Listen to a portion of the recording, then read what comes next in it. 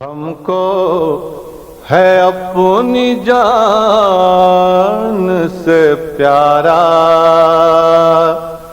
गमे हुसैन। ला हौला वला कुव्वता इल्ला बिल्लाहिल अलिय्यिल अज़ीम।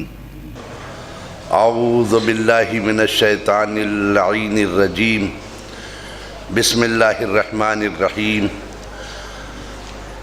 अल्हम्दुलिल्लाहि रब्बिल आलमीन वल आक़िबतु लिल मुत्तक़ीन वल जन्नतु लिल मुवह्हिदीन वन नारु लिल आसीन वस्सलातु वस्सलामु अला अशरफिल अंबियाए वल मुरसलीन अल मुलक़्क़ब बिताहा व यासीन सय्यदना व नबीना व शफ़ीए ज़ुनूबना व तबीबे नुफूसना व हबीबे क़ुलूबना व मौलाना व मौला सकलैन जद्दिल हसन वल हुसैन अल मुमज्जद अबिल क़ासिम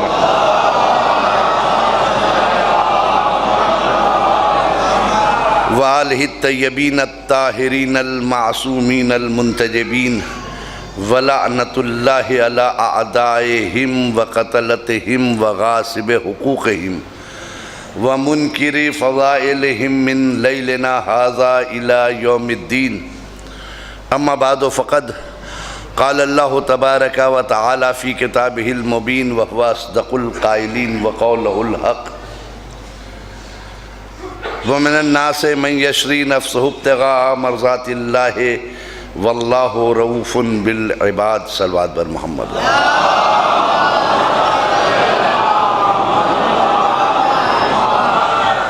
अज़ीज़ान मोहतरम, मेरे दोस्तों, मेरे अज़ीज़ों, फ़र्श अज़ाए हुसैनी पे बैठने वालों, जिस आय करीमा की हमने तलावत की है मुसलसल 7 दिनों से आप इस आयत की तलावत सुन रहे हैं और आज उसी सिलसिले की 7वीं कड़ी है ये।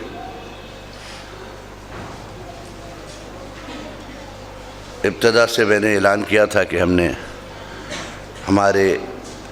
हमारा जो मौजू है वो हमारा माशरा और इस्लाम।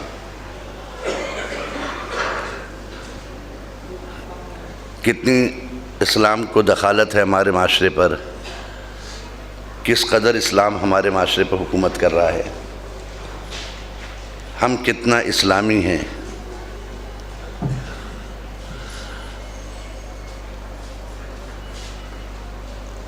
बड़ा करीम है परवरदिगार आलम जिसके कब्ज़े कुदरत पे हमारी जानें हैं। वैसा करीम है कि उसने अपने बंदों को बाद में पैदा किया, लेकिन कानून उसने पहले बनाया कि ये कैसे जिएगा।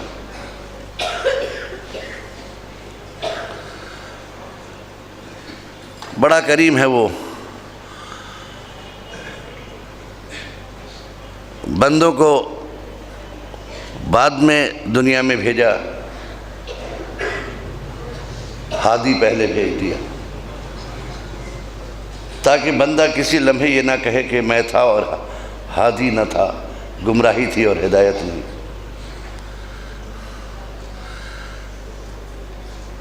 लिहाजा उसने गुमराही से पहले हादी को भेजा है। बड़ा करीम है वो, मुकम्मल ज़ाब्ता हयात तैयार करके दे दिया, हमें कैसे जीना है, कैसे रहना है, कैसे बोलना है, कैसे चलना है, कैसे उठना है, कैसे बैठना है, कब सोना है, कब जगना है। ऐसा कोई पहलू ज़िंदगी का नहीं है जिस पर इस्लाम रोशनी न डाल रहा हो। ये अलग बात है कि हमने इस्लाम को सिर्फ साइन बोर्ड के तौर पे इस्तेमाल किया है, उसके क़वानीन को हमने अपने घर में जगह नहीं दी। ये हमारी बदनसीबी है। इस्लाम तो है मगर नाम का है, हुक्मरानी हमारे घरों पर इस्लाम की नहीं है। हम पर इस्लाम हुकूमत नहीं कर रहा है, बल्कि कभी ज़्यादा जोश में आते तो हम इस्लाम पर हुकूमत कर बैठते हैं। समझ रहे? जो इस्लाम ने कानून बनाया है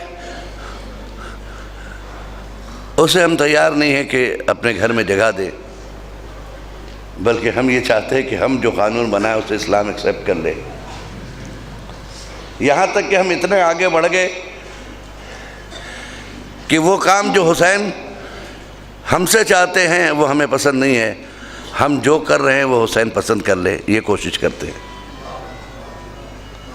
ज़्यादातर हमारी कोशिश ये है कि हमारे हर अमल को मेरा हुसैन मोहर लगाता चला जाए, बस यही मेरा चाहने वाला है। हुसैन के किसी अमल को हम मोहर लगाने के लिए तैयार नहीं हैं जी। किसी शायर ने बड़ी प्यारी बात कही है कि इंसान अपने साथ खुदा को ना रख सका, इंसान अपने साथ खुदा को ना रख सका, मस्जिद बना दिया है कि इसमें खुदा रहे। देखिए शेर नहीं, बड़ी मार्के की बात शायर कह के चला गया, इंसान अपने साथ खुदा को ना रख सका, मस्जिद बना दिया है कि इसमें खुदा रहे। मतलब ये कि बस अल्लाह मियाँ यहीं रहे, घर में ना आए हमारे, घर हमारे। हम खुदा के अहकाम के साथ जीने को तैयार नहीं है। बड़ा करीम है वो, उसने नफ्स की इस्लाह के लिए कि तुम अपने नफ्स को ऐसा बनाओ कि हम उस नफ्स के ख़रीदार हों। ऐसा नहीं कि मैंने एक नफ्स ख़रीदा, मैं पूरी कायनात के नफ्स को ख़रीदने के लिए तैयार हूँ। वो नफ्स तो इस लायक हो कि जिसे खुदा सौदा करे। पहले इस नफ्स को ऐसा नफ्स तो बनाओ कि खुदा उसका सौदा कर सके। देखिए बड़ा करीम है वो, मैं कह रहा हूँ ना, बड़ा करीम है। उसकी करीमी को ज़रा एहसास कीजिए कि जब वो बंदगी की संग बुनियाद रख रहा था, बंदों की संग बुनियाद रख रहा था, जब पहला बंदा, चूँकि उसने खल्क किया है, उसने बनाया है, वो इसका मिजाज जानता था और जानता है कि जिस बंदे को हम पैदा कर रहे हैं ये बंदा ऐश तलब होगा, उसके खमीर में है ऐश, नरम बिस्तर, मिनरल वाटर, है। दो पैसे आ जाएंगे तो पार्क तलाश करेगा, सब्ज़ारों में घूमना पसंद करेगा, हसीन वादियों में सफ़र करेगा, झरनों के करीब बैठेगा। वो सब जानता है, ये करेगा ये, क्योंकि मैं बना रहा हूँ, मैं जानता हूँ ये ऐसा होगा, इसके मिजाज में ऐश होगा। झरनों के करीब बैठना पसंद करेगा, आबशार से खेलना पसंद करेगा, खूबसूरत चेहरों पे इसकी नजर होगी। ये सारी चीजें इससे मुहैया चाहिए, जब बनाया तो इसे ये चाहिए। इंतजाम कुदरत देखिए, उसने कहा कि जितनी चीजों की ख्वाहिश है उस सारी चीजों को उसने पहले मुहैया किया जी। खूबसूरत जन्नत बनाई, हसीन वादियां बनाया उसने, झरने बनाए, आबशार बनाए, नहरें जारी की, ये सब आपके मिजाज में है ना। खूबसूरत हूरें डाली उसमें, क्यों? ताकि मेरा बंदा जब बंदगी की धूप से थक कर वापस आए तो हर वो खूबसूरत शय जिसको उसने इसलिए गले नहीं लगाया कि मुझे पसंद नहीं है, मैं उससे बेहतर दे सकूं उसे जी। जब मेरा बंदा बंदगी की धूप से थक कर आएगा ना तो उसके लिए सारी चीज़ों को मुहैया कर दिया। अगर वो पार्क में इसलिए नहीं गया था कि मेरे खुदा को इस जगह पे जाना पसंद नहीं है तो उससे बेहतर पार्क में दे सकूं। अगर उसे गार्डन पसंद इसलिए नहीं किया उसने कि खुदा को पसंद नहीं है यहाँ जाकर बैठना, ये अच्छी जगह नहीं है, लिहाजा मैं उससे बेहतर गार्डन मैंने इंतज़ाम कर रखे हैं।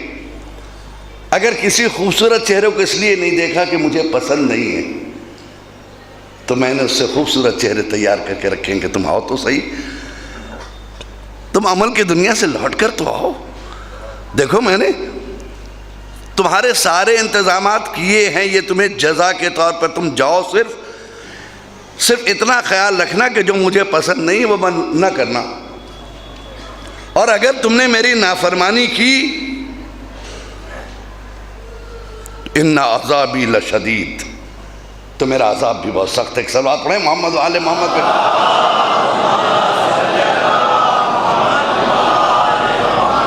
यहाँ आप इस चीज़ को जहन से निकाल दीजिए, यहाँ कोई काम वाम नहीं आएगा जी, कोई काम नहीं आएगा यहाँ पर।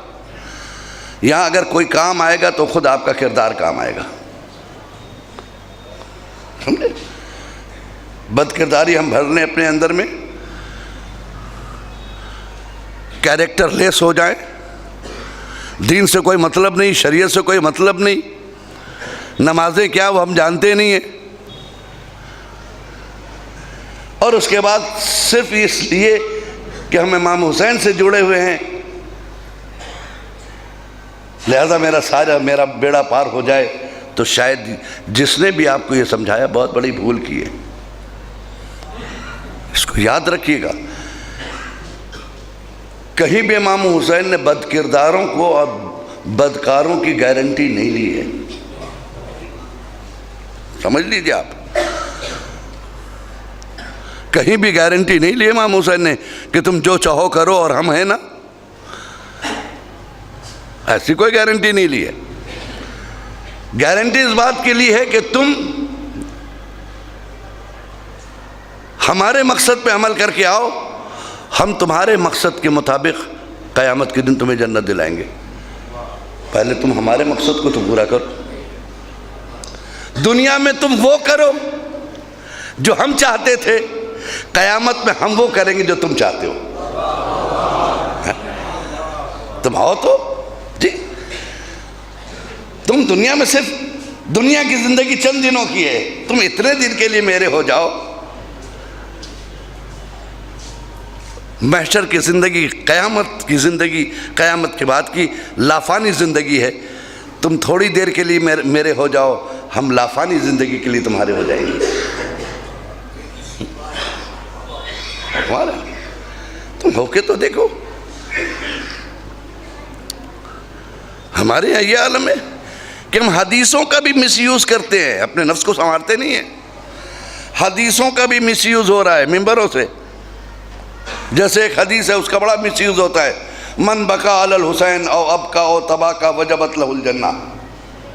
हर जगह उसको ये पेश कर देते हैं कि साहब अल्लाह के रसूल ने फरमाया कि जो हुसैन पे रोए या रुलाए या रोने वाली जैसी सूरत बनाए, जन्नत उस पर वाजिब है। अब बताइए मौलाना, क्या रसूल का कौल गलत हो सकता है? मैंने कहा बिल्कुल नहीं हो सकता साहब, कौन किसकी हिम्मत है जो कह दे गलत है? ये बिल्कुल सही है, लेकिन इस हदीस का आप मिसयूज़ कर रहे हैं, यही मिसयूज़ है। एक साहब आए इमामबाड़े में, थोड़ी देर के लिए हमने देखा दरवाजे पे खड़े होकर ऐसे ऐसे मुंह बनाया मसाइब में, 5 मिनट तक हम मसाइब पढ़ते रहे तो रोते रहे, मतलब रो तो नहीं पा रहे थे, मुंह बना लिया था। तो हमने पूछा भाई आप आए, फ़ज़ाइल नहीं सुना आपने, 5 मिनट के लिए मुंह बनाया। कहा आपके यहाँ हदीस है कि मुंह भी बना ले तो जन्नत मिल जाती है, हैं? तो हमने मसाइब पर मुंह बना लिया, क्या है, रोने जैसी सूरत बना ली, हमारी तो जन्नत पक्की हो गई भाई, हम चल रहे अपने काम के लिए। क्या आप इसको जन्नत देने के लिए तैयार हैं? आप खुद इमाम हुसैन छोड़िए, ना कलमे से कोई मतलब, ना इस्लाम से उसका कोई मतलब, ना दीन से उसका कोई मतलब, और आके चेहरा बना लिया वो जन्नत लेके चला जाएगा। फिर अगर सिर्फ मोहब्बत पर, आपको मैं दिखा दूंगा, आजमगढ़ में चले जाइए, पंडितों की अंजुमन है, सीना जनी भी करती है, आग का मातम भी करती है, खमा और जंजीर भी लगाती है। तो अगर इस मोहब्बत पर जन्नत मिल रही है तो सुन लीजिए, उनको पहले मिलेगी उसूलन, क्योंकि वो मेहमान है, आप घर के। हमारे यहाँ दस्तूर है, जब मेहमान आ जाता तो घर में उसी में खाना मिलता है जब मेहमान खा के चला जाए, है ना? तो मालूम हुआ कि यही लोग आ रहे हैं, हम वेटिंग लिस्ट में खड़े हुए क़यामत के दिन।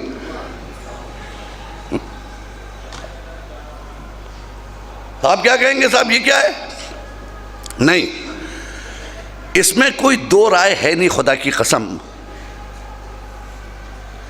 कि रोने वाले पर जन्नत वाजिब है, इसमें कोई शक नहीं। इस हदीस पर शक करने वाले के हम दीन पर शक कर सकते हैं, इस हदीस पर शक नहीं है, इसमें कोई शक नहीं है। लेकिन बट हु, कौन रोए, ये तो आप बताते नहीं हो मेंबर से, हैं? ये तो कभी बता दो मुसलमानों को कि कौन रोए, सब रोए।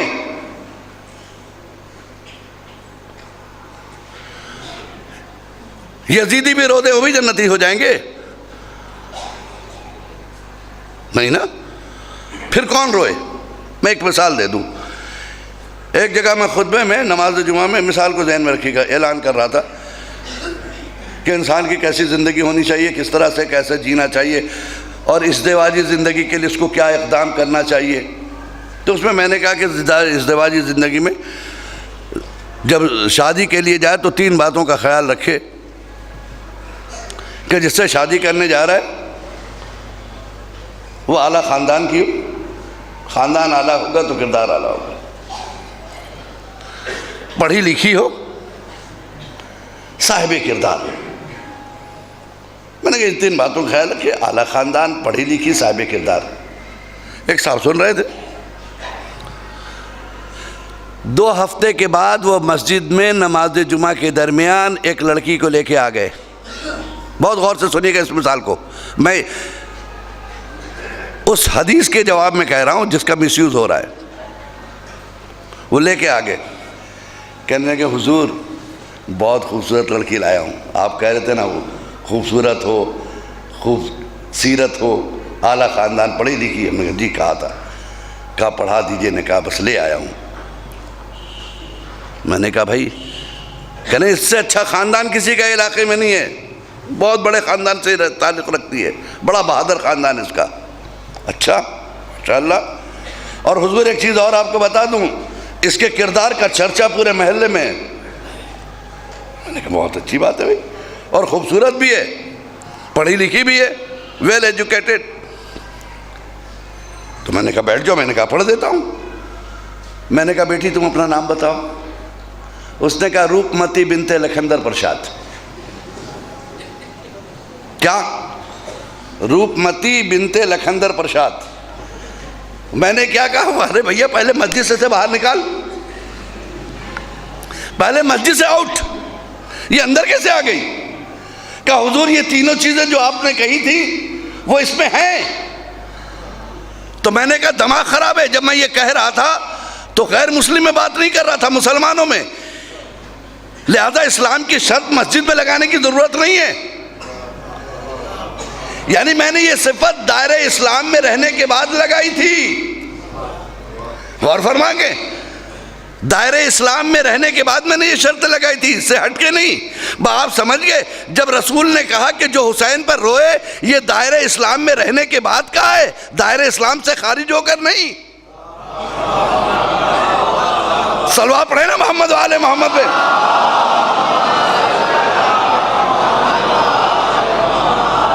इस्लाम के दायरे में रह के बात कीजिए, आप इबादत के दायरे में रह के बात कीजिए, इबादत से हटके नहीं। हमारे यहाँ ये थोड़ी ना कि आप इबादत से दूर का ताल्लुक नहीं, कलमे से दूर का ताल्लुक नहीं, दिन में कभी कलमा ही नहीं पढ़ते, ज़रूरत ही नहीं पड़ती है। कलमा कहाँ पढ़ेगा वो? बचपन में पढ़ लिया था, मुसलमान है वो, उससे पूछो कितने बार कलमा पढ़ता, कभी पढ़ने की ज़रूरत ही नहीं पड़ती। भाई नमाज पढ़े तो कलमा पढ़ेगा ना, नहीं? नमाज से कोई मतलब ही नहीं। हमको ऐसा लग रहा है कहीं मौलाना शादाब साहब भी बैठे बगैर वो आगे आ जाए तो अच्छा रहेगा, इधर आ जाए, क़िबला अच्छा है, आइए सलवात पढ़े मोहम्मद वाले मोहम्मद पे।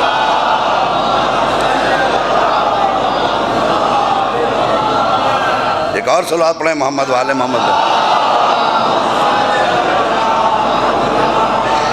तो हमारे तो किसी का मिसयूज नहीं होना चाहिए हदीसों का।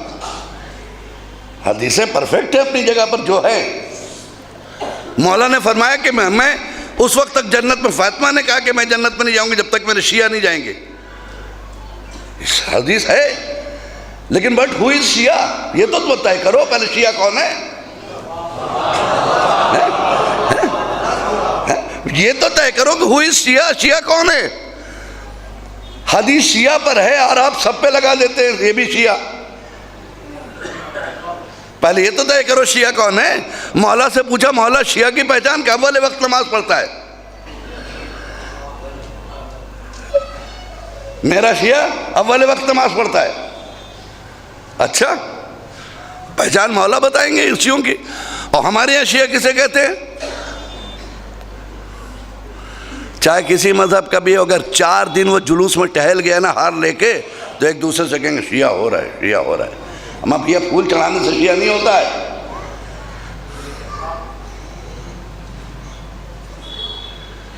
अगर कोई नेता आ जाए तो कहेंगे देखिए शिया हो गया, बड़ा मौला का ख्याल रखता है, देखिए कितने फूल लेकर आया, अभी चढ़ाएगा, ये देखिए देखिए चढ़ाएगा, देखिए देखिए चूम रहा है, देखिए चूम रहा है। और 4-6 दिन के बाद उसको सनद दे देते शिया हो गया है।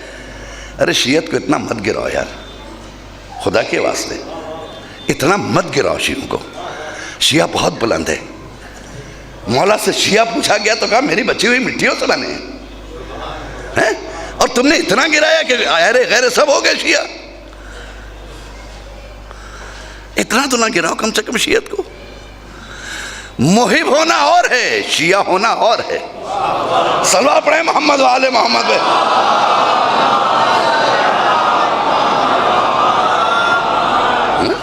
जी, हर शिया मुहिब है, लेकिन मेरा चैलेंज है हर मुहिब शिया नहीं है। ठीक, हर मुहिब शिया नहीं है,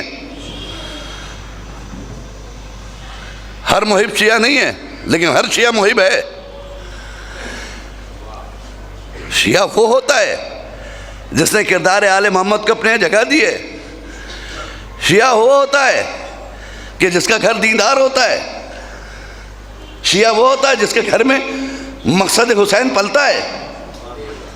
शिया वो होता है जिसके घर में हुसैन के मकासद की हिफाजत होती है।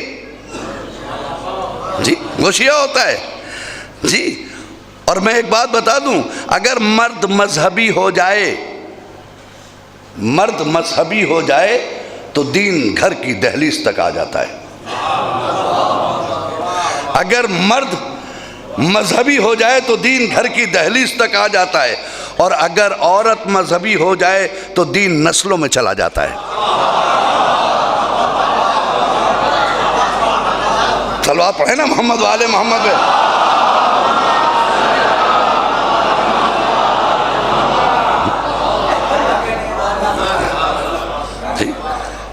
नस्लों में दीन चला जाता है।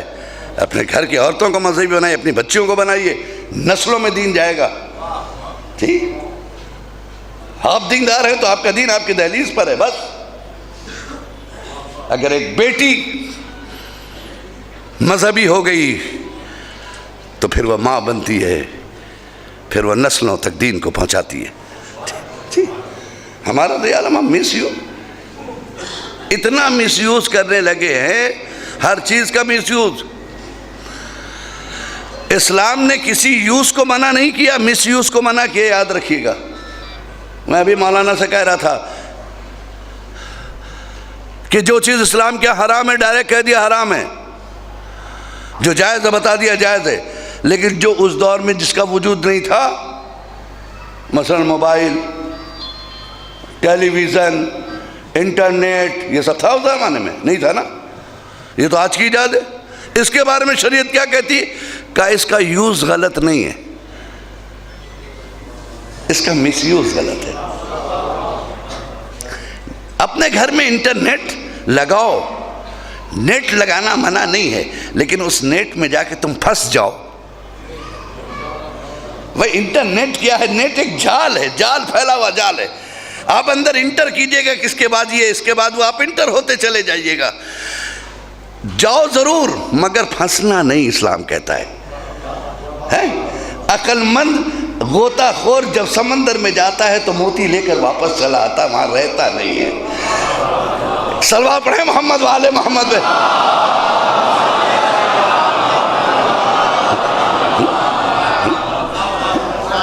अक्लमंद गोताखोर जब समंदर में गोता लगाता है तो सिर्फ जाता है, अपने मोतियों को हासिल करता है, वापस चला आता है, रुकता नहीं है। तुम भी लो, मैं नहीं कहता, आज के दौर में तालीम दीजिए अपने बच्चों को, ज़रूरत है। एजुकेशन दें आप, वाजिब है, शरीयत की निगाह में भी वाजिब है, ज़रूरत के भी, उर्फ में भी वाजिब है जी, उर्फी शरी हर तरह से वाजिब है ये। आज ज़रूरत है। मैं तो कहता हूँ कि एक वक्त ना खाइए आप, मगर अपने बच्चों को स्कूलों में ज़रूर डालिए, इसलिए कि आने वाली नस्ल जो आ रही है, अगर आपके बच्चे पढ़ाई में कमज़ोर रह गए तो ये इनको कुचल कर निकल जाएंगे। इतनी स्पीड से दुनिया जा रही है आगे। अगर आपकी नस्ल को कोई ज़िंदा रख सकता है तो वो सिर्फ तालीम है जी, तालीम है, एजुकेशन ही आपकी नस्लों को ज़िंदा रख सकता है। और अगर ऐसा नहीं हुआ तो आपको कुचल कर निकल जाएगा आने वाला ज़माना। आप अपने बच्चों को पढ़ाइए ज़रूर, जितनी तालीम, हाँ तालीम के साथ ये बताइए कि बेटा क्या हलाल है क्या हराम है, ये ज़रूर तालीम दीजिए। टीवी छीन लेना बच्चे से, मोबाइल छीन लेना, ये कमाल नहीं है। तुम हमसे आज मोबाइल छीन लिया बच्चे से, मैंने अपने बच्चों को मोबाइल नहीं दिया, मौलाना कमाल नहीं किया आपने। वो पड़ोसी का लेके काम चला लेता, आपको पता है? वो पड़ोसी से लेके वही काम चला रहा जिसके लिए आप रोक रहे, और आप पर लानत भी करता, कैसे अब्बा आई है, तो आपका काम तो नहीं हुआ। मोबाइल हाथ में दो, उसका पर्पस बता दो, बेटा कहाँ याद इस्तेमाल करना कहाँ नहीं करना जी, और उसका बच्चों में फ़ायदा होता है। पहले ज़माने में नया नया टीवी आया था ना, आज से मैं 15 साल पहले की, 20 साल पहले की बात करें, बहुत जल्दी डेवलप हुई दुनिया ना। टीवी अभी 20 साल पहले की तो ईजाद है, ज़्यादा नहीं है उसकी उम्र। तो पहले लोग अपने उसमें टीवी में एक चाइल्ड लॉक आता था, चाइल्ड लॉक, बच्चों का चाइल्ड लॉक लगा दिए, बच्चे दूसरे चैनल नहीं देखते थे। तो मुझे देखना होता था भाई, कभी स्टार टीवी, कभी ये टीवी, कभी वो टीवी, तो मैंने चाइल्ड लॉक एक दिन लगा दिया उसके अंदर कि भाई जब घर में नहीं रहे तो बच्चे उल्टी सीधी ना देखें, चाइल्ड लॉक लगा दिया और कार्टून लगा देते थे। एक दिन मैंने बच्चों से सोचा ये कब तक चलेगा ये चाइल्ड लॉक। एक दिन मैंने सारे चैनल खोल दिए, बच्चों को बिठा दिया, मैंने कहा बैठो देखो हम सारे चैनल, तुमको कभी फिक्र हो कि इस चैनल पे क्या आ रहा होगा, ये अब दिखा देते हैं। बेटा ये देखो ये चैनल हराम है, बेटा इसके बाद खुदा नाराज़ हो जाता है, इस चैनल को नहीं देखते। देखो ये जायज़ है, देखो ये डिस्कवरी चैनल है, देखो इससे ज्योग्राफी चैनल है, इसमें तुमको जो ज्योग्राफिकल सारी चीज़ों का इल्म होगा, देखो ये फिज़िकली तुमको यहाँ मदद मिलेगी, ये जायज़, ये आराम सब कर दिया। एक दिन वालदा उनकी चाइल्ड लॉक लगाने जा रही थी, बच्ची ने हाथ पकड़ लिया, कहा अम्मा आप चाइल्ड लॉक नहीं लगाएंगी, खोल के जाइए। कम से कम अपने बच्चों पे इतना एतबार होना चाहिए आपको कि आपने अगर मना कर दिया तो आपकी बच्ची नहीं देख रही होगी। देखिए यह है तरबियत। जब तरबियत करेंगे ना तो आपका बच्चा खुद आपके रास्ते पर चलेगा। वजह क्या है, बच्चे को तो मना करते हैं, खुद वही सब चीज़ बैठ के देखते तो बच्चा देखता हो मेरे लिए मना जी, रात को अब्बा खुद देखते हैं। तो पहले खुद हराम छोड़ो ताकि बच्चों को सही तरबियत मिल सके, पहले खुद छोड़ो जी। आप बताइए, तो आज के दौर में टीवी यूज़ है आज का, उसका मिसयूज़ भी है, इंटरनेट यूज़ है। मेरी बच्ची अब मुझसे नहीं पूछती है मसाइल दीनिया, वो इंटरनेट चलाना जानती, वहीं से ढूंढ लेती गूगल पे जाके अपने मसाइल को, और ज़रूरत पड़ती तो आयतुल्लाह सिस्तानी को भी लिख देती, हुजूर सिलसिले में आप क्या फरमाते हैं। ये सब इल्म का दौर कितना आगे बढ़ गया है ना। और मैं बता दूं, आमतौर से लोग मेंबरों से अपनी कमज़ोरी नहीं बताते। जब मैं कोई हदीस डिस्टर्ब हो जाता हूँ तो मैं फ़ोन करके बोलता हूँ बेटा नेट पे चेक करके बता कहाँ है ये। वो वहाँ नेट पे चेक करती, बाबा ये किताब में इन्होंने जिक्र किया है।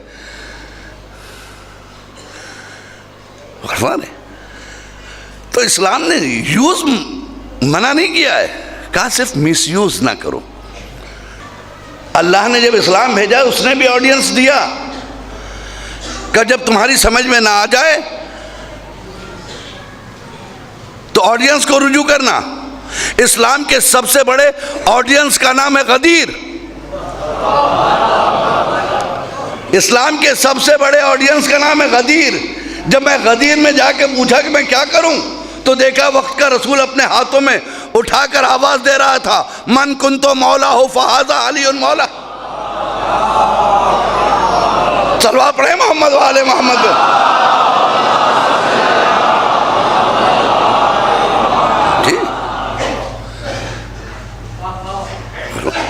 सबसे बड़ा ऑडियंस था वो, जहां से इस्लाम को था। लेकिन मुसलमानों ने उस पर तवज्जो नहीं दिया, और हमने ये बातें वहां तक नहीं पहुंचाई जहां पहुंचना चाहिए। हमने तो अपनी खूबियों को गैरों तक पहुंचाया ही नहीं है। हमें तो जब फुर्सत मिला तो गैरों की बुराइयां ही बयान करते रहे। नतीजा क्या हुआ, हमारे बच्चे गैरों की बुराइयां तो ज़्यादा जानते हैं। फला साहब ख़राब थे, अपने कितने अच्छे थे नहीं जानते हैं। क्योंकि इस मिंबर से मुझे उनके फ़ज़ाइल बयान करने चाहिए थे, उनके अच्छाइयाँ, वहाँ मैंने उनके दुश्मनों के फ़ज़ाइल पढ़ डाले। जी, 1 घंटा ये जो वक्त मिलता है, आप जानते ही क्या है, बड़ा कीमती वक्त होता है जो मिंबर पे हमें मिलता है। एक साहब ने हमसे कहा, इंटरव्यू था, कहने लगे ये बताइए आपके पास 10 मिनट टाइम है, आप अपना तारुफ कराइए। तो अक्लमंद आदमी 10 मिनट में अपना पूरा ख़ानदान बयान कर देगा। एक साहब को और दिया गया तो उन्होंने कहा 10 मिनट में आप अपना मौक़िफ़ बयान कीजिए। उन्होंने कहा साहब मैं बहुत अच्छा आदमी हूँ, मेरा पड़ोसी जो है ना बहुत गंदा है, और उसका बाप जो है ना मेरे बाप का माल लेके आज तक बैठा हुआ है, और उसका चचा ये मत पूछिए क्या करता था वो। अरे ये सब के सब गलत है। 10 मिनट गुजर के आप इंसाफ से बताइए क्या टीवी में इसका मैसेज पहुंच पाया? नहीं पहुंचा ना। उसी तरीके से ये मिंबर है। हमें जो वक्त मिला है हम किरदार अहले बैत को ज़माने के सामने पेश करेंगे, ज़माने के किरदार को नहीं। ज़माना कैसा था मुझसे इससे लेना नहीं, मेरे अहले बैत कैसे थे ये सुनो। गौरवान है, मेरे अहले बैत कैसे हैं वो सुनो। ज़माना कैसा था मुझसे मतलब नहीं। अंधेरे से लड़ने की ज़रूरत नहीं है। आप अकेले लाठी चलाते रहिए, अंधेरा हट जाएगा? नहीं हटेगा, जितनी लाठी मार डालिए। अंधेरे से लड़ने का एक ही तरीका है कि एक चिराग जला दो। जैसे चिराग जलेगा अंधेरा गायब हो जाएंगे। दुश्मनों के किरदार को मिटाना तो किरदार अली को सामने सामने रख दो। सलवा पढ़े मोहम्मद वाले मोहम्मद।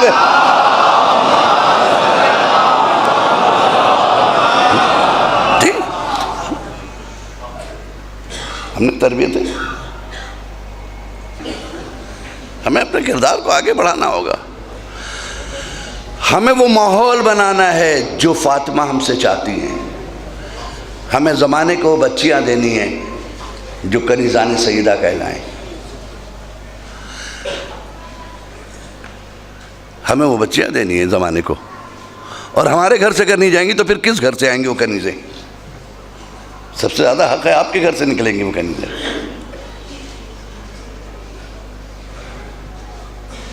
हम अगर तरबियत करें अपने घर में, पहले तरबियत करें। हमारा ये आलम है कि अब हम शरीयत नहीं देखते हैं, अपने मिजाज की शरीयत। अल्लाह बचाए, आसमान से 4 किताबें नाजिल हुई, ज़मीन से 1। ठीक, और ये एक जो ज़मीन वाली है बड़ी ख़तरनाक किताब, चारों पे भारी है, सुन लीजिए आप जी। कुरान, ज़बूर, इंजील, तौरात, आसमान से। कुरान, ज़बूर, इंजील, तौरात आसमान से। ज़मीन से एक किताब नाजिल हुई, उसका नाम है औरात। ये औरात जो है तौरात पे भी भारी है, सुन लीजिए जी। आसमानी किताबों पे भी भारी है ये। अगर इन्होंने कोई कानून घर में बना लिया है तो उसको कोई तोड़ नहीं सकता है। बड़ी ख़तरनाक किताब है ये। इस किताब से सब परेशान हैं। इसकी आयतों को कोई काट दे घर में, मजाल है। घर में रहना नहीं है क्या उसको? ठीक, ये इनके बनाए हुए कानून है। जैसे इनके यहाँ कानून है मौलाना हया और पर्दा तो निगाहों का होना चाहिए। देखिए औरत की ये तस्करा है, ये आयत औरत में नाजिल हुई है। कहते हैं बाकायदा मौलाना पर्दा तो आँखों का होना चाहिए, आँखों में पर्दा है तो गया पर्दा है। मैंने कहा किसने कह दिया आँखों का पर्दा है? कहा और क्या, अपने आँखों पे कंट्रोल रखे बस। मैंने कहा भाई आँखों में आप अपने कंट्रोल रखिएगा, सामने वाले का वो आपके कंट्रोल में है क्या?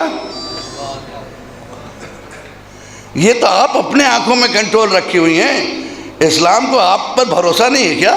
इस्लाम को पूरा आप पर भरोसा है, ऐसा नहीं है। खुदा ना खास्ता जितना औरत पे भरोसा है इस्लाम को किसी पे नहीं है। औरत अपने आप को ऐसा तो बनाए। औरत को पर्दे में इसलिए नहीं रखा कि वो बेएतबार है, ऐसा कभी सोचिएगा नहीं। उससे ज़्यादा साहिब एतबार कौन है? औरत को बेपर्दा नहीं,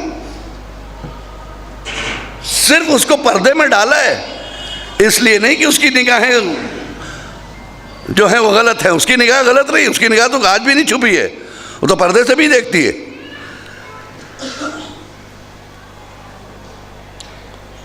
वो तो पर्दे से भी देखती है ना।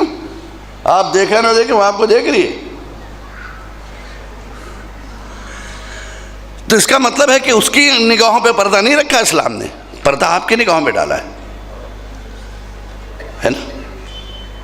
पर्दा आपकी निगाहों पे क्यों? क्या वो बेएतबार है? नहीं।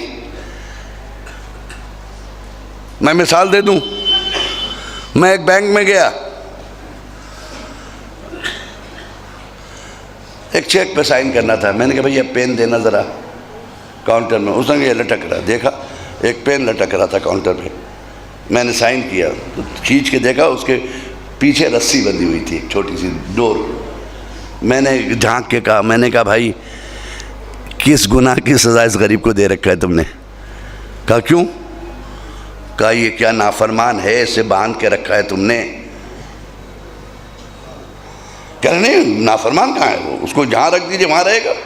मैंने फिर बांधा क्यों उसको? क्या इस पर भरोसा नहीं है? उसने कहा मौलाना इस पर तो 100% भरोसा है, आप पे नहीं है। आप पर भरोसा नहीं है, पता नहीं कब साइन करके जेब में रख लीजिए, इसलिए से बांध दिया गया है ना।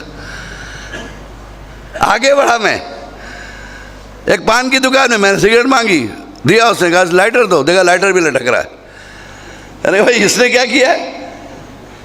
कहा नहीं कुछ नहीं, ये साहिब एतबार है, 100 साल भी रखिए तो वही मिलेगा। इसलिए इसको बांधा गया है कि ताकि आपकी गलतियों से ये महफूज रहे। आप गलती से रख लीजिएगा, ठोकेंगे तो कहेंगे गलती हो गई, इतना ही कहेंगे आप, और नहीं ठोकेंगे तो लेके चले जाएंगे। ठीक है ना। इसका मतलब क्या हुआ? मतलब ये हुआ कि वो मोहतरम है, लेकिन आने वाला जरूरी नहीं कि मोहतरम हो। अब मेरी बहनें अपनी अजमत तो पहचाने। खुदा ने उनको इसलिए पर्दे में नहीं रखा कि वो मोहतरम नहीं है, वो मोतबर नहीं है, वो मोतबर हैं। पर्दा इसलिए रखा है ताकि दूसरों की निगाहों से ये महफूज रहें। सलवात पढ़े मोहम्मद वाले मोहम्मद पे।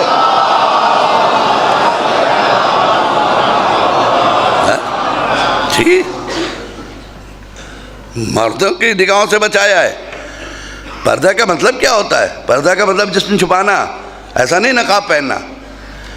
एक लड़की अगर बेहतरीन लिबास पहनती है, ढीला ढाला, सर छुपा हुआ है, उसका आंचल डला हुआ है, बाल दिख नहीं रहे, हालांकि वो शलवार जंपर में, तो वो मुकम्मल पर्दे में। एक नकाब से लाई हुई है, इतना टाइट है कि बॉडी सब दिखाई दे रही है, तो वो बेपर्दा है। पर्दे का मफहूम ये नहीं होता है। पर्दे का मफहूम जिस्म को छुपाना है। ऐसा लिबास जो जिस्म दिखा दे, चाहे वो नकाब ही क्यों ना हो, वो बेपर्दा है। और ऐसा लिबास जो जिस्म को छुपा दे, वो पर्दा है, चाहे उसके साथ नकाब ना हो।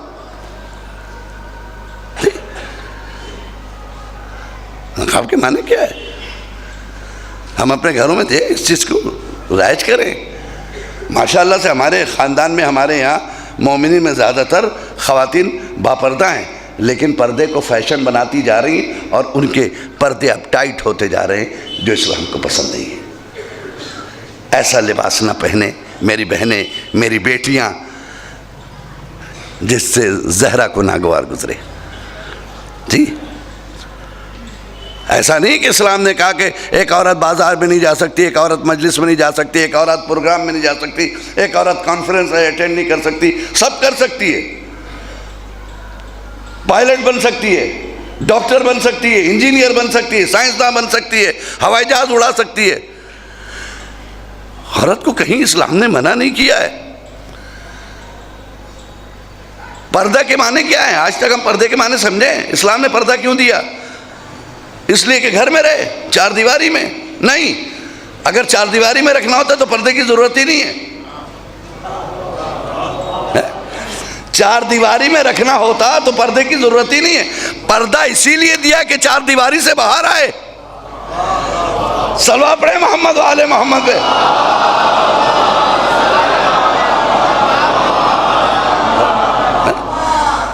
पर्दा इसीलिए दिया कि वो मार्केट में आए।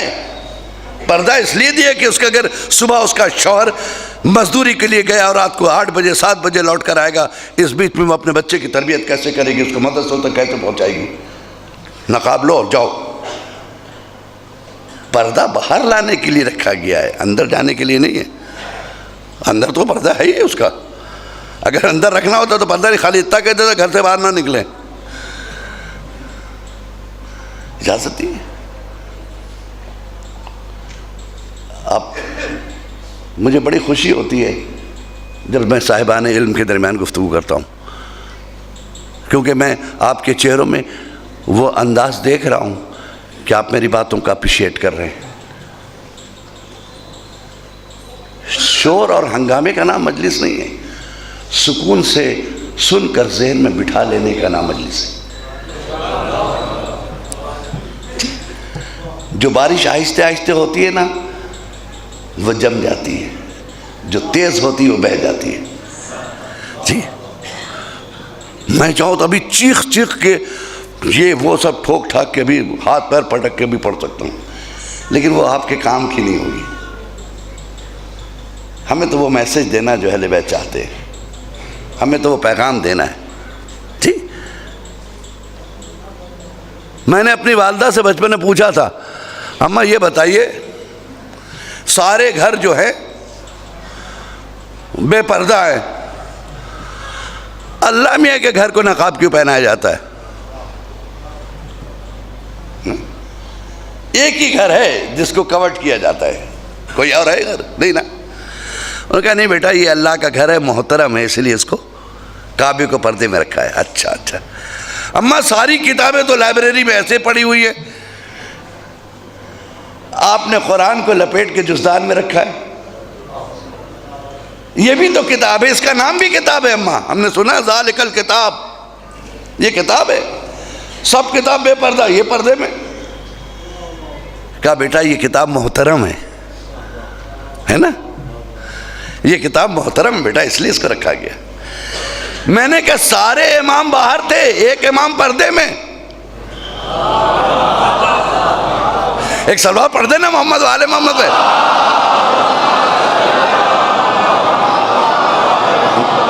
मैंने कहा मेरे आखिरी इमाम का पर्दे में है? मैंने कहा अच्छा ये बता दी अल्लाह मियाँ कहाँ है? कहा पर्दे में। मेरी बहनों तुम खुशनसीब हो, जो चीजें खुदा ने मोहतरम शय के लिए बनाई है वो तुम्हें अता किया है। सलवार पढ़े मोहम्मद वाले मोहम्मद पे।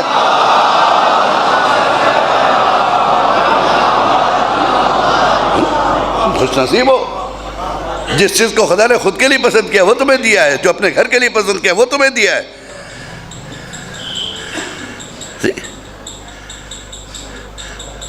पर्दा तो ये आलम एक और सलवार पढ़े मोहम्मद वाले मोहम्मद पे।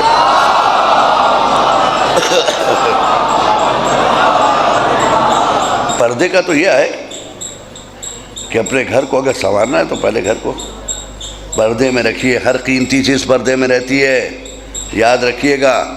हर कीमती चीज़, जहाँ खौफ है दूसरों से उसको छुपा के रखते हैं, नोट को पर्दे में रखते हैं। हाथ में लेके चलिएगा, 1 लाख रुपए मैं दे रहा हूँ, आप लेके बोलिए भैया तो खुला है क्या है? नहीं मौलाना, अरे क्या भाग जाएगा? नहीं भाग नहीं जाएगा, सामने वाला लेके भाग जाएगा। है ना जी। सामने वाला लेके भाग जाए, उसको भी घर की कीमती चीजें हैं, तिजोरी में बंद हैं, जेवरात है तिजोरी में बंद हैं, लॉकर में। क्यों भाई, सब चीज़ तो बाहर रखी, टेबल कुर्सी सारी चीज़ें, चश्मा, कपड़े, ये अंदर क्यों? का जो कीमती चीज़ होती है महफूज की जाती है उसे। आप कम से कम बाई नेचर तो देखिए, फितरत का तकाजा है कि खातून पर्दे में आए, सिर्फ ये नहीं है। क्यों? पयाम आज़मी कहता है हुई बेपर्दा तो क्या खाक सुकून पाएगी? हुई बेपर्दा तो क्या खाक सुकून पाएगी? शमा फानूस से निकलेगी तो बुझ जाएगी। सलवा पढ़े मोहम्मद वाले मोहम्मद।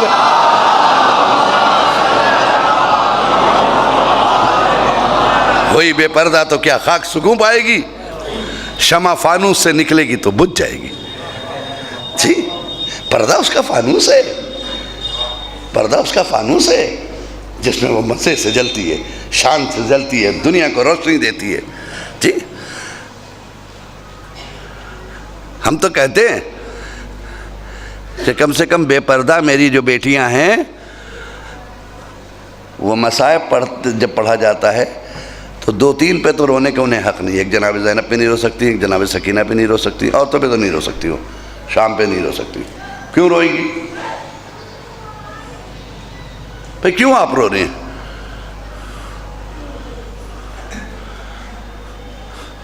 किस चीज का गम मना रही हैं आप? पर्दा समझना तो सकीना से पूछ लो। कितने साल की बच्ची? 4 साल की है ना? इस पर तो अभी अहकाम शरई का लुज़ूम नहीं है। 4 साल की बच्ची पर अभी शरीयत ने अपना हुक्म नाफिज नहीं किया है जब तक ये 9 साल की ना हो जाए। लेकिन अल्लाह रे, 4 साल की बच्ची, किसी ने पूछा, सकीना तुमने अपने हाथ चेहरे पे क्यों रखे? तुमने अपने हाथ चेहरे पे क्यों रखे? सकीना बोली, फूफी अम्मा के बाल बड़े बड़े हैं, उन्होंने अपने बालों से पर्दा कर लिया चेहरे का। मेरे बाल बड़े नहीं हैं, मैं छोटी हूं ना, इसीलिए मैंने हाथ चेहरे पे रखा है। अल्लाह रे सकीना, तेरी अजमतों को मेरा सलाम। ऐसी साबिरा बच्ची मुझे नहीं मिलती अजीजों। जबकि सकीना पूरे घर में सबसे ज्यादा चहीती थी, सबसे ज्यादा चहीती थी सकीना। कभी माँ की आगोश में, कभी बाबा के सीने पे। नींद नहीं आती थी सकीना को जब तक हुसैन अपना सीना ना दे दे। यही वजह थी कि हुसैन आखिरी रुखसत को जब आए हैं, आखिरी रुखसत को आए हुसैन, सकीना से भी रुखसत हो लिए थे, सकीना से भी रुखसत हो चुके थे हुसैन। लेकिन एक मर्तबा जब घोड़े पे सवार होने लगे और दुलदुल सवार ने दुलदुल से कहा कि आगे बढ़ो, घोड़ा आगे नहीं बढ़ा, एड़ लगाई, आगे नहीं बढ़ा। हुसैन ने सर पे हाथ रखा, अस्बे बावफा मैं जानता हूं कि तू भी 3 दिन से प्यासा है, लेकिन सुन, ये हुसैन की आखिरी सवारी है, अब तेरा हुसैन कभी तुझ पे सवार नहीं होगा। इतना कर दे कि मुझे वहां तक पहुंचा दे जहां मेरी मां मेरा इंतजार कर रही है। इतना कर दे, मुझे वहां तक पहुंचा दे। अपनी ज़बान बेज़बानी से उस घोड़े ने कहा, मौला मेरी क्या मजाल है, मैं कदम आगे ना बढ़ूं। मौला मेरे कदमों से सकीना लिपटी, मौला मेरे कदमों से सकीना लिपटी है मौला। अल्लाहु अकबर, मेरे कदमों से सकीना लिपटी है मौला। हुसैन ने देखा, क्या देखा कि बच्ची सुमो से लिपटी हुई है, घोड़े की सुमो से लिपट कर कह रही है कि मेरे बाबा के घोड़े मेरे बाबा को ना ले जा,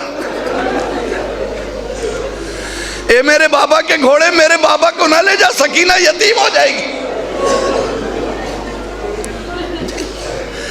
सकीना यतीम हो जाएगी।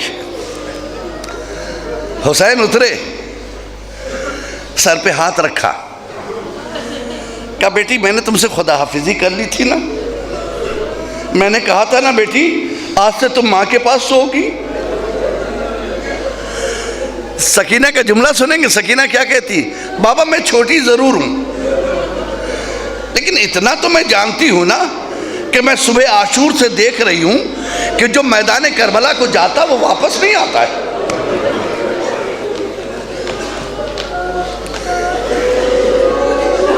ए मेरे बाबा, मेरे भैया अली अकबर गए वापस नहीं आए, मेरे चचा अब्बास गए वापस नहीं आए, मेरे भैया कासिम गया वापस नहीं आए। बाबा आप भी जा रहे हो ना, मेरा दिल कहता अब तुम वापस नहीं होगी।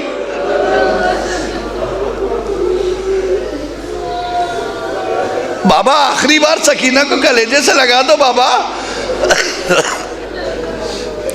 बाबा जब रात की तारीकी आएगी सकीना तुम्हारा सीना कहां पाएगी। ये वो मंजर था जिसे देखकर फौज आदा भी रो रही थी। हुसैन जलती हुई रेत पर लेटे, मेरी बेटी मेरे सीने से लग जा। सकीना ने सर रख दिया, कहा बाबा अलविदा। बाबा कल के बाद ये सीना सकीना को कहां मिलेगा। जज़ाकल्लाह जज़ाकल्लाह, खुदा इन आवाज़ों पे रहमत नाजिल करे, हमेशा शाद व आबाद रहो। अगर कोई गम आए तो सिर्फ हुसैन का गम हो तुम्हारी जिंदगी में। जज़ाकुमुल्लाह खैरल जज़ा, जज़ाकुमुल्लाह खैरल जज़ा।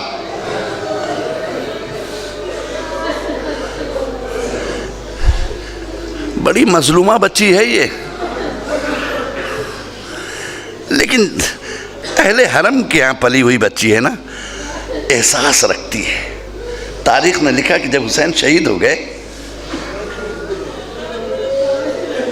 तो ख़याम हुसैनी में जब आग लगी है तो हमीद इब्ने मुस्लिम कहता है कि मैंने एक बच्चे को खैमे से इस हालम में देखा निकलते हुए कि दामन में आग लगी हुई थी।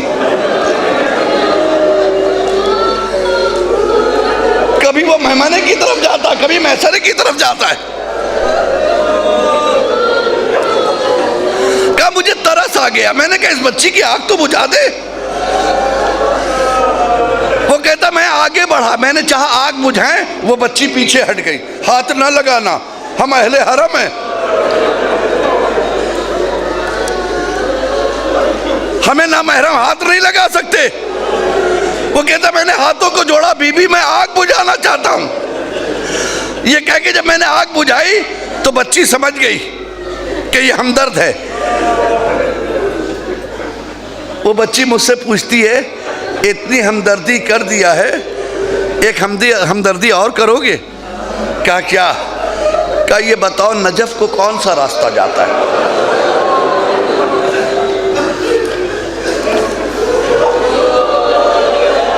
नजफ को कौन सा रास्ता जाता है? मैंने पूछा बीबी नजफ जाकर क्या करोगी? कहा वहां मेरे दादा मुश्किल कुशा रहते हैं, मैं दादा से कहूंगी दादा जमाने की मुश्किल कुशाई करते हो, सकीना को शिब्र के तमाचे से नहीं बचाते।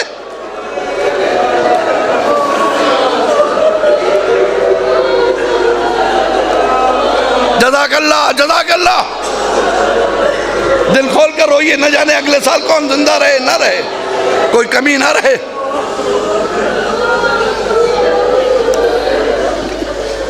बड़ी मजलूमा बच्ची है ये।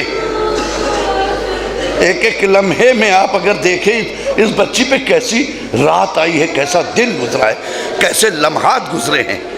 ठीक अच्छी मंजिल से गुजर रही है बच्ची। ये बच्ची सोई नहीं, आदत हो तो कैसे पहली रात है ना, जब खैमे जल गए अंधेरा हो गया, ज़ैनब पासबानी कर रही है, जली हुई कनातों में बच्चे सोए हैं। अजब मंजर है शाम गरीबा का था। अली की लाडली को ख्याल आया सारी अमानतें हैं ना, जरा गिन लूं।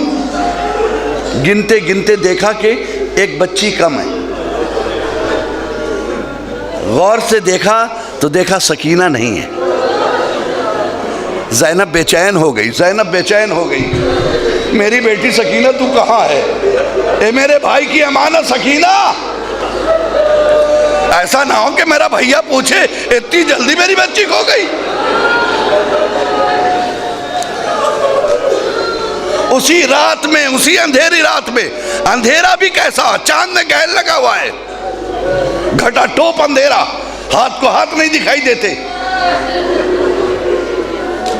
ज़ैनब निकली। अब आप सोचिए किस जगह ज़ैनब जा रही है? जहां लाशें बिछी हुई हैं। यकीनन कभी अली अकबर से टकरा गई होंगी। बेटा अली अकबर सकीना तो नहीं आई?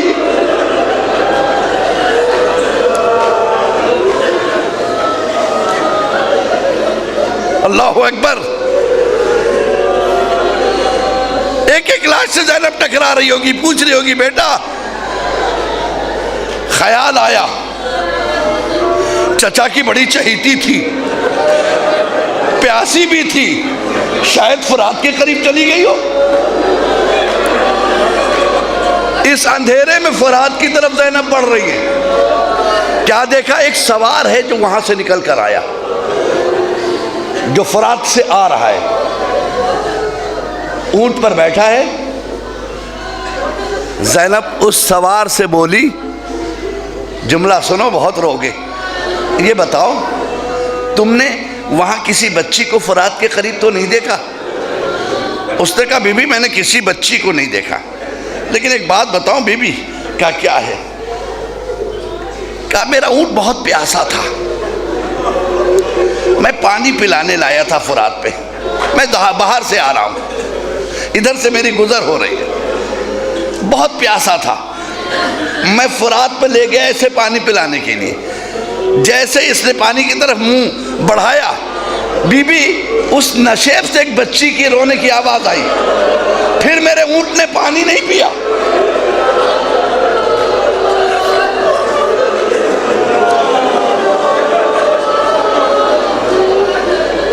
बीबी मेरे ऊंट ने पानी नहीं पिया।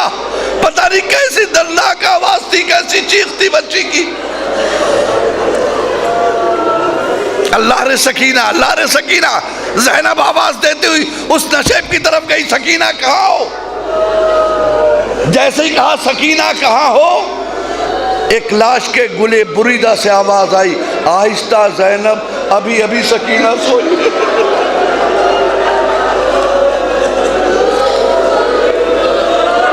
अभी अभी मेरी बच्ची सोई है। ज़ैनब ने क्या देखा? एक पामाल शुदा लाश पे एक बच्ची पड़ी है। बाजू उठाया, मेरी बेटी।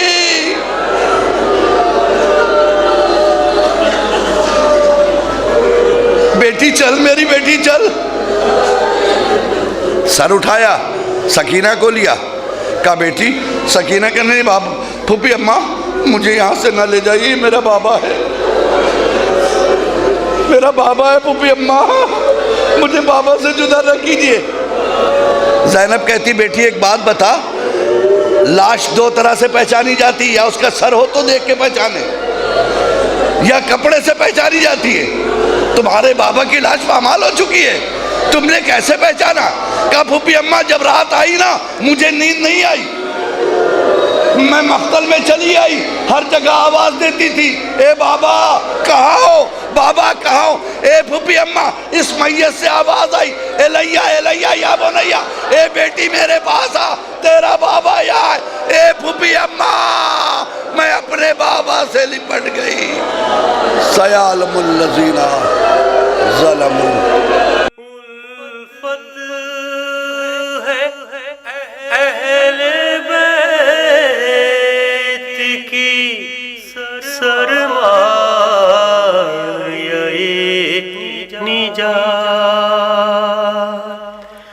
ये कौले मुस्तफा